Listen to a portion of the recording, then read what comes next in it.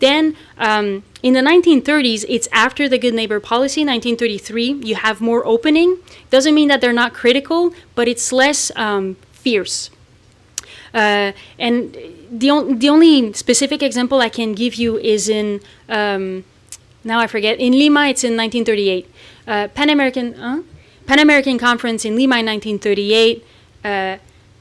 Actually, there's a whole tactic of Apristas, trying to organize its actions so that they will shame the Peruvian government. So the action starts in Mexico. Apristas in Mexico are trying to convince the delegates to the Pan-American Conference that they will need to go into the Peruvian prisons to denounce what is happening with Apra. You have Aprista prisoners in prison that write letters and through intermediaries are able to put their letters outside, to send them outside. And for example, one is in El Frontón, Peralta, an Aprista political prisoner, and he says, I'm in El Frontón, hermanos indoamericanos, necesitan ayudarnos los apristas, todos somos indoamericanos, somos hermanos. He's trying to tell them you have a responsibility. If you claim to be democratic, you have the responsibility to help us, Peruvian apristas, sus hermanos indoamericanos, to get out of here, to exert pressure. So this is as far as I have gone in finding elements, but it's a great question, and there's a lot to be done around this. Because of this evolution of Apra closer to this understanding of Pan-Americanism with leaving a place to the U.S., and how is it that they react to the Pan-American conferences that is often being led by Washington policies. Sí, pero es cierto que yes. Oh, sorry. Que la conferencia del 38 puede verse más como algo táctico. It's more tactical than intellectual. But then again, I think that because these people, well, we've talked about it. Martin and I, we've talked about this, and he does it with el nomadismo proselitista. So because los apristas, they are ideologues, and at the same time political activists, then it's difficult to divide the tactics and only ideas. The tactics they will choose will have an impact in how they will think, and how they will think would have an impact on their political activism. There's a fine line in dialogue that comes in when you talk about Aprista for this double position. They're thinking of Indoamerica from a prison in El Frontón without having good food, with suffering different abuses. They're not like me in my apartment, having all the time in the world to think and reflect about what Indoamerica can mean, right? So it is tactical, and then maybe in 2 years I'll have an argument to say, well, but this tactic had to shape their intellectual production in this way. Right now I'm not there. Yes, sir. And then I see you. I was wondering if you can talk a little bit about some of the ideological differences within the Apra in terms of confronting imperialism. Yeah. Because during this time of the 20s and the 30s, there was a split internationally. You had the social democrats who were closer to the bourgeoisie, who were advocating for reconciliation and rapprochement with imperialism. But then you had the more revolutionary Leninist approach to anti-imperialism, as we see with Mariátegui, and in terms of, you can't imperialism is the highest stage of capitalism. These are the mechanisms of capitalism at work. You can't, it's not, that's the dialectical materialism, right? The material conditions of capitalism make it so that imperialism isn't something that you can't convince to end. You have to directly engage in class war with it. So I was wondering if you could talk about were these conversations held within the Apra leadership of, are we going to reconcile with the bourgeoisie and the global imperialists, or are we going to directly engage in class warfare? Did that create a split? Yeah. Did that create an ideological split in Apra? And also connecting that with also the question of who's going to be the leadership of the anti-imperialist movement is it the intelligentsia in Lima and the major cities of Peru, or is it the lumpen proletariat in the countryside, the workers? Okay.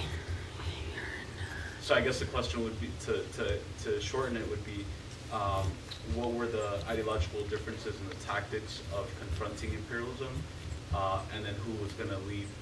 What was the class? Was it the worker, the urban proletariat, or was it the peasant proletariat?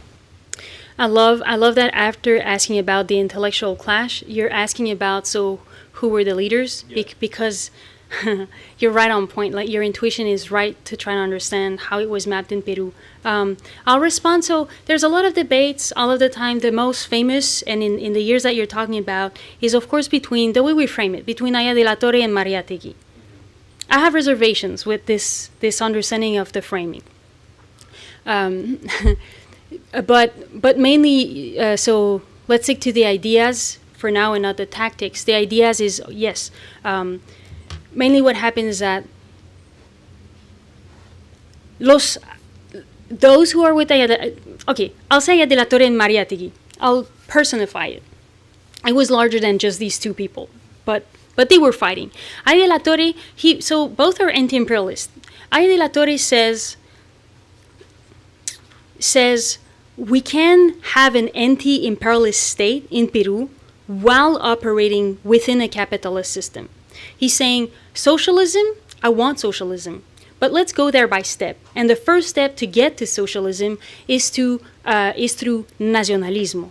We need to recuperate our economic sovereignty in Peru by creating what he calls the anti-imperialist state, so that we can kick foreign interests out of Peru, be done with the small oligarchy that sells our country to foreign interests, and once we are in power, then we're going to have a multi-class, the United Front. Exactly what you're talking about. You're very well versed. So the national bourgeoisie will finally be able to take over the industry in Peru, and this will serve our interests. Once we have this, then we can move along, according to the Marxist thesis, and move along into towards the road to socialism. So basically, is that you have nationalism, and then you can fight capitalism, right?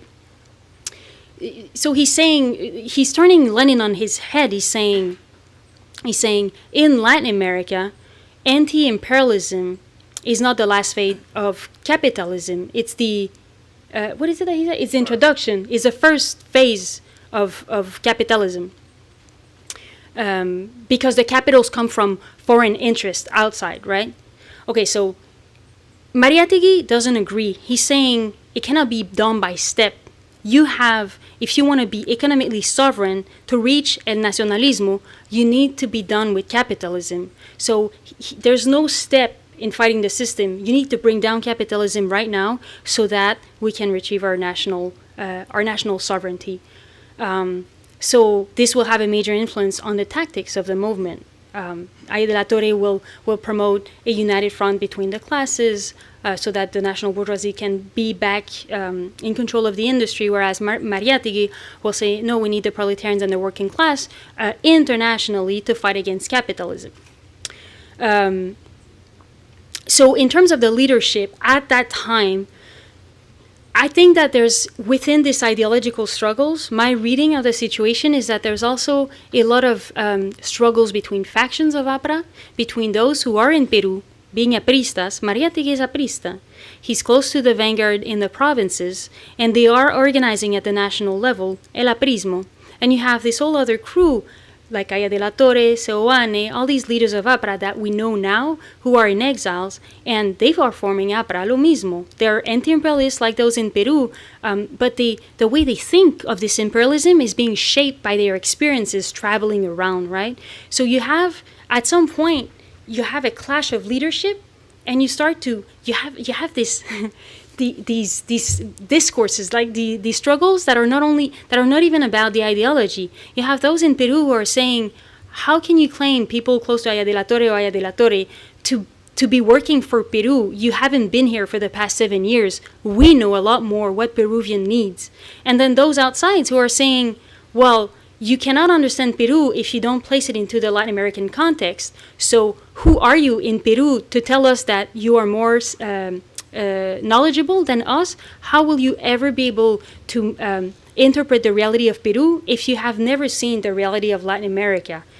You have never traveled. They would shame Mariátegui, right? He was sick and he was in a wheelchair at the end. They would shame him for saying, this guy is always in Lima. He doesn't even go into the Andes. He hasn't been able to see the indigenous communities. So there's this back and forth of attacks regarding the location to say who's the vanguard. So I think the vanguard in the late 1920s is consolidated around the figure of Mariátegui in Lima. He's in touch with a lot of leaders in the provinces, and then it gets blurry. And then Martin and I disagree in the 1930s about these things, and we need more research to understand the internal dynamic of Apra at the regional levels. I've looked a lot about these dynamics, but outside Peru, and we need more research.